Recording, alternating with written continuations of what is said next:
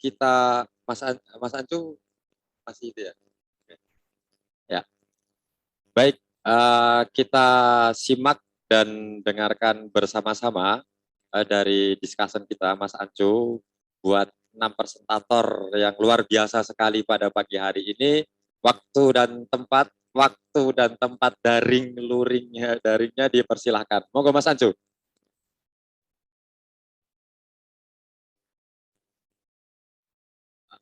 Sebentar kayaknya lagi.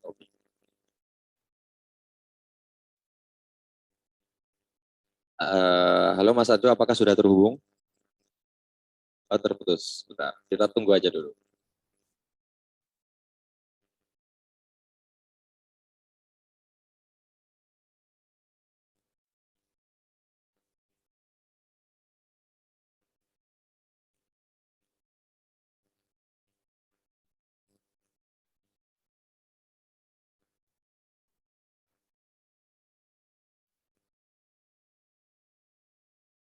Ya, ini Mas. Mas Ancu? Halo Mas, maaf. Halo. Gimana? Oke, ya. Silahkan komentarnya buat 6 presentator kita yang sudah dari Bali, Solo, Malang, Kalimantan, lalu yang terakhir, terakhir tadi Jambi. Monggo Mas Ancu. Makasih banyak Mas Anwar. Terima kasih banyak pada semua teman-teman atas presentasinya, tulisannya, papernya. Kita tentu semua belajar ya betapa kayanya kita dalam diskursus, betapa kayanya kita dalam potensi-potensi yang bisa dijadikan sebagai basis bahkan untuk pengembangan moderasi beragama.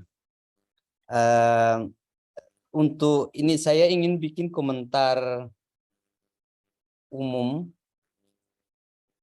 untuk melihat keterkaitan dari semua presentasi yang ada, dari 6 yang ada nih.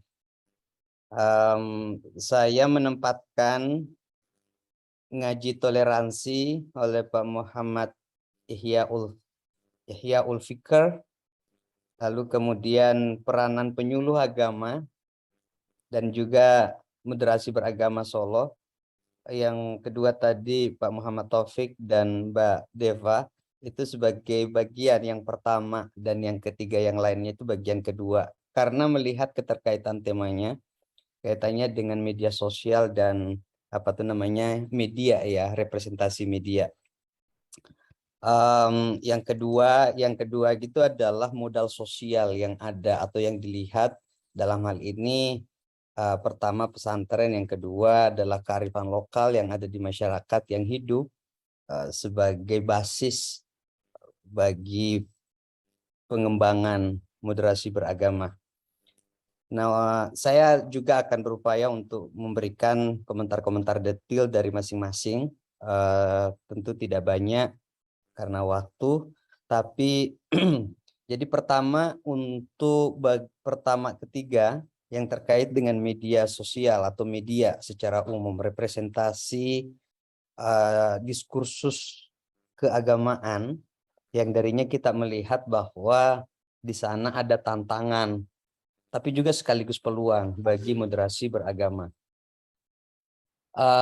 Satu hal terkait dengan itu, saya ingin awali dengan, saya kira penting bagi Bapak Ibu yang misalnya memilih tema itu media atau media sosial sebagai korpus wacana. Ini untuk tujuannya adalah untuk bagaimana membuat tulisan itu original, membuat tulisan itu signifikan, yang darinya nanti bisa menawarkan kebaruan, novelty. Nah, saya melihat di antara strateginya adalah ini untuk media sosial dan media, melihat media sosial itu bukan sekedar realitas semata. Media sosial kita lihat di situ, ada di sana kita lihat, tapi bukan sekedar realitas yang karenanya saya kira tertantang jika kita hanya mengambilnya, melihatnya for granted.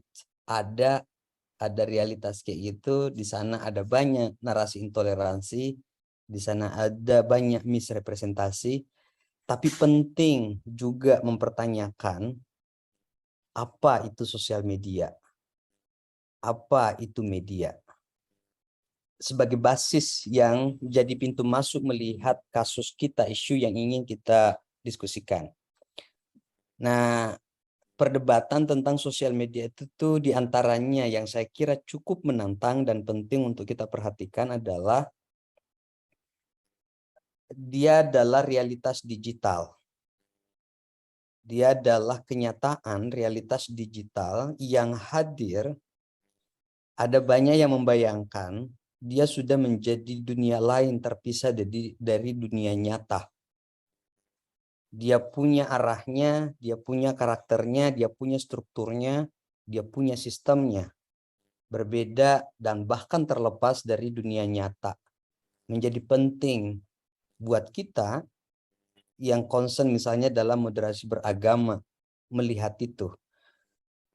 Nah, melihat sosial media sebagai satu dunia lain, tanda kutip, dalam artian bahwa dia punya sistem, dia punya struktur, dia punya orientasi yang berbeda dengan dunia nyata, yang karenanya dunia nyata yang selama ini bagian hidup kita yang utama berhadapan, kadang serupa tapi seringkali berbeda. Menempatkan sosial media dalam konteks itu akan membuat pertanyaan penelitian kita itu menjadi sangat signifikan.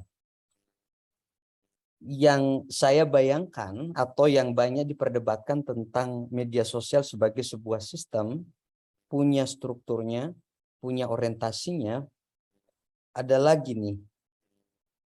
Di sosial media dalam literatur tuh dominan dinilai sebagai dunia yang tidak punya nilai sebagaimana yang ada di dunia nyata. Orang bicara post-truth, orang bicara post-etik, orang bicara tentang kalau di dunia nyata itu kita bicara baik buruk, kita bicara benar salah. Tapi di dunia digital, nilai itu nggak penting. Orang bisa bicara apa saja, jarang bertanya apakah ini etis atau tidak. Orang boleh bicara apapun, itu yang kita lihat sebagai kenyataan. Orang nggak penting bicara benar apa salah. Yang dipentingkan adalah berapa yang suka. Nilai yang ada di sosial media adalah like and dislike. Itu yang dominan kita lihat. Kenapa ini penting menjadi perhatian? Karena ini kaitannya dalam konteks upaya mengembangkan moderasi beragama. Kita berjuang di sosial media, dapat 1.000 bahkan 1 juta followers, yang berbeda dengan kita atau yang menentang kita itu bisa 10 kali lipat dari itu. Kalau jujur misalnya mau melihat hitung-hitungan kayak gitu, maka dalam konteks pengembangan moderasi beragama akan selalu ketinggalan. Atau mungkin tidak bermaksud kasar atau tidak kasar jika kita bilang, kita sampaikan tidak begitu berguna, tidak begitu berfungsi. Karena sekali lagi nilai yang ada di sosial media gitu adalah dislike dan dislike. Like dan dislike itu bukan apa tuh namanya, dia adalah mesin, dia adalah skenario. Nah, mungkin teman-teman bisa begini, kalau atau menyarankan penting lebih jauh melihat apa itu sosial media. Karena di antara diskursus yang sangat mengkhawatirkan hari ini, atau yang apa tuh namanya diskursus yang menjelaskan tentang sosial media yang cukup mengkhawatirkan hari ini, ia adalah di antara yang sangat efektif bahkan memporak-porandakan demokrasi di dunia, sosial media. Memasukinya menjadi penting untuk selalu antisipatif.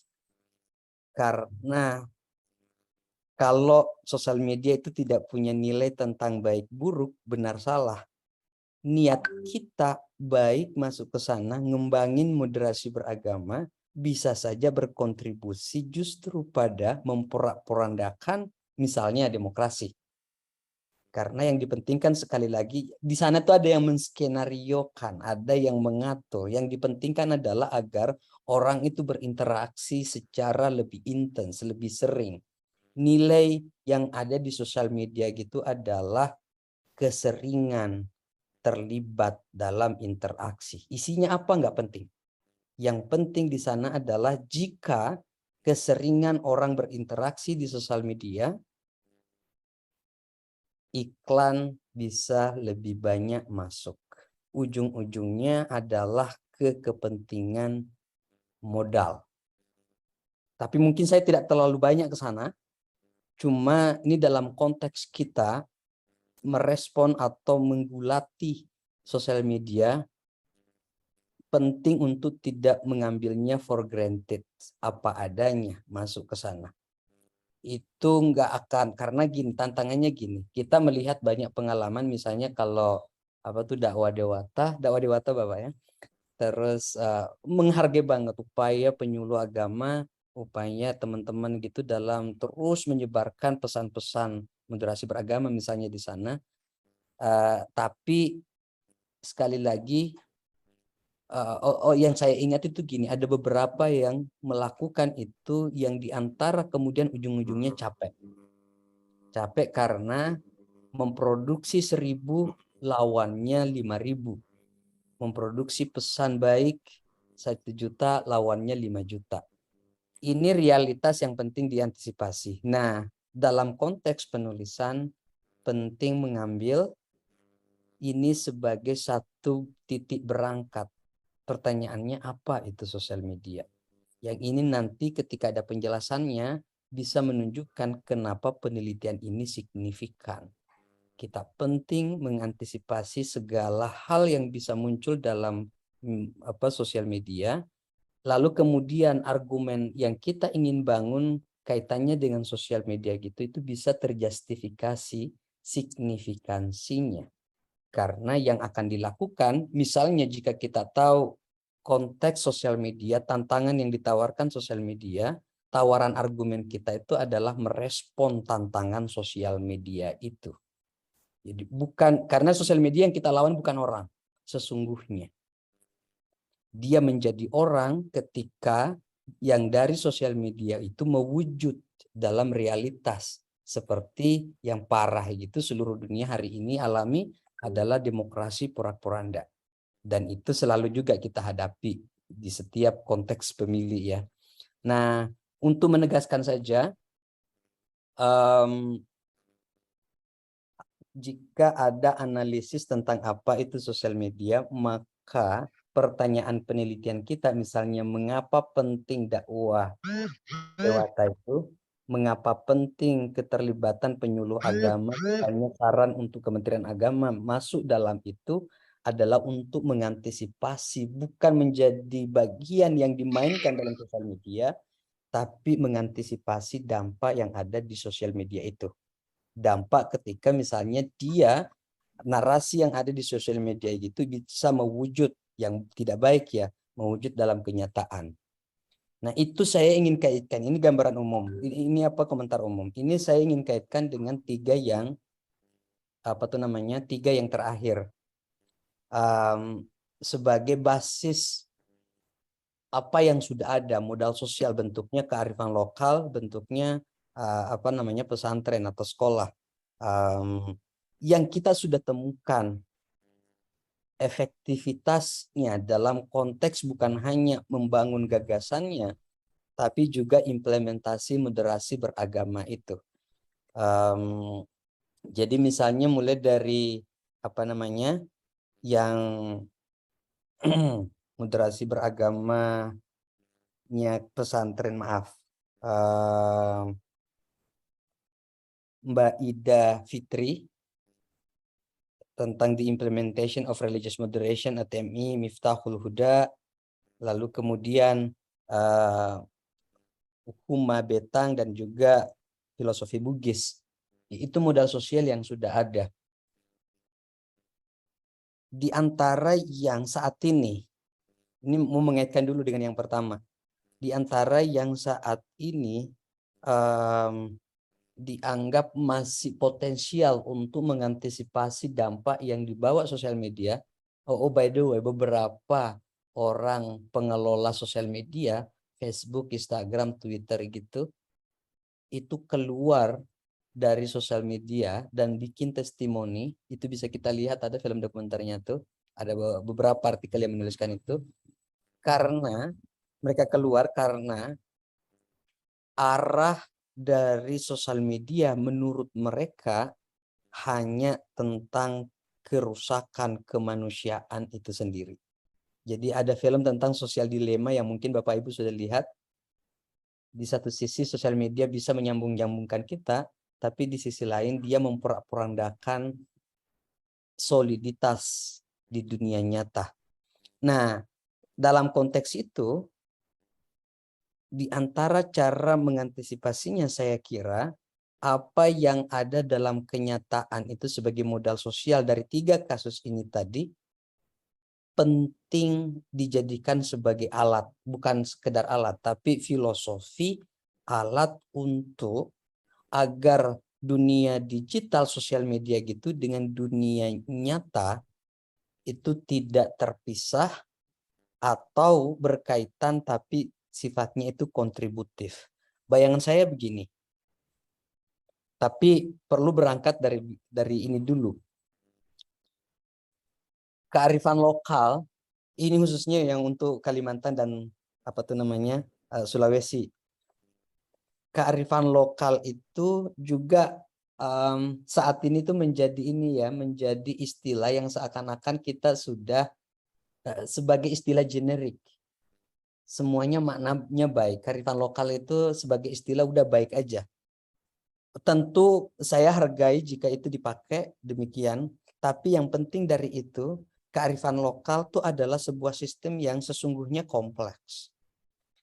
Gagasan yang ada penting dipahami bahwa ia bisa arif jika efektif dalam implementasi di kehidupan sosial. Mas Allahumma betang sama filosofi Bugis sipaka lebih sipaka inge manini, dalam banyak tulisan ditunjukkan bahwa seringkali dalam diskursus hanya ada dalam memori. Seringkali kearifan lokal yang warisan leluhur itu penuh stigma, penuh stereotip, mereka backward, primitif misalnya. Itu diantara tantangan bagi kearifan lokal. Nah, misalnya bagi teman-teman yang ini dalam rangka untuk membuatnya menjadi terkait dengan sosial media itu tadi ya. Ketika misalnya kita memikirkan kearifan lokal ini, penting tentu menjernihkan hati ya, pikiran dari rangkaian stigma yang selama ini terbangun. Ini misalnya kalau saya kasih contoh untuk Bugis.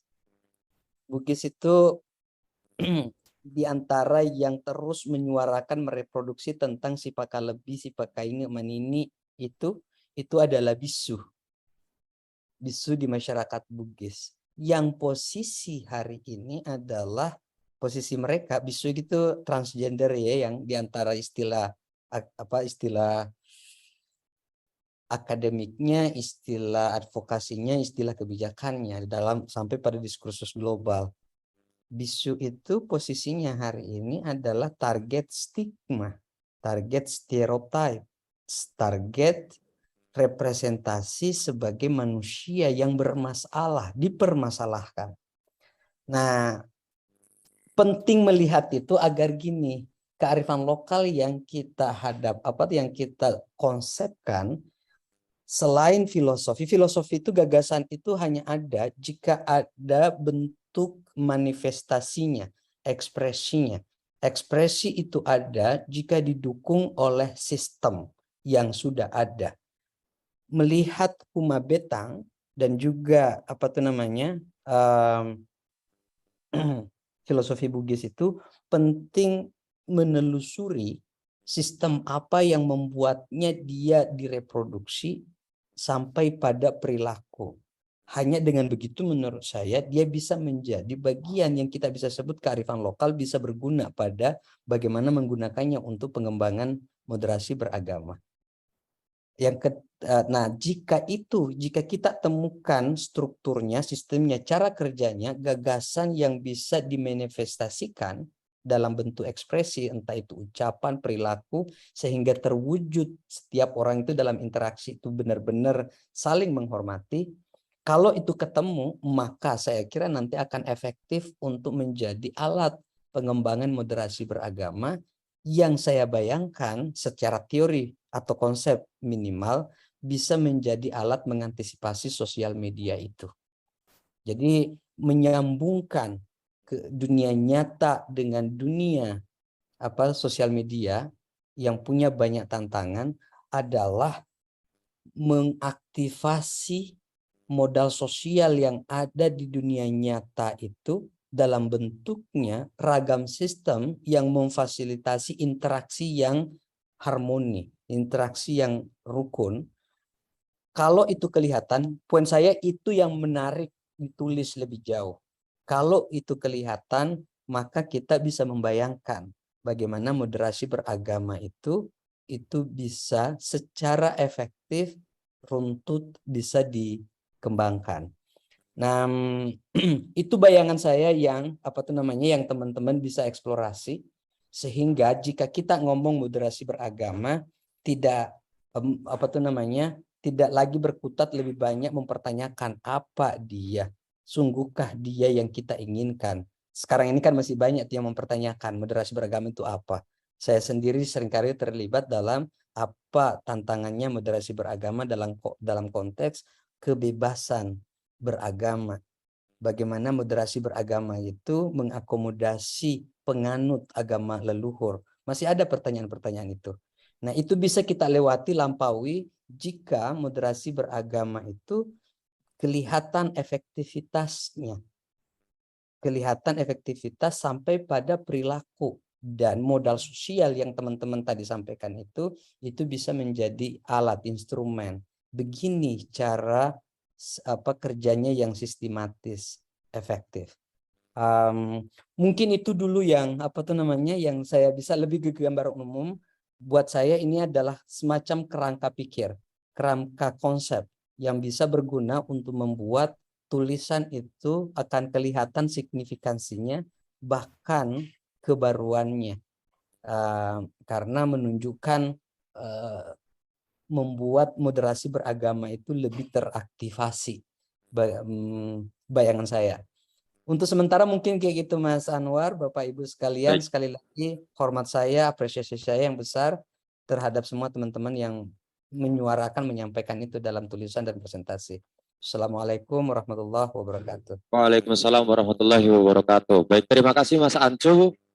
Jadi begini teman-teman semua, kalau menurut rundown sekali lagi, sebetulnya kan kita masih ada sesi tanya jawab, itu sebetulnya. Tetapi kemudian saya baru saja dihubungi panitia, karena setelah ini agenda kita peluncuran buku di hall utama, begitu. Jadi sebagaimana yang tadi teman-teman harapkan agar rekomendasi dari paper ini diakomodasi oleh Kemenak terutama dan kita semua pada umumnya, saya selaku moderator juga berharap agar catatan dan masukan yang diberikan oleh Mas Ancu diakomodasi oleh panjenengan semua, begitu, dalam bentuk proyek-proyek selanjutnya dan catatan-catatan kaki, mungkin catatan catatan yang lain, begitu ya.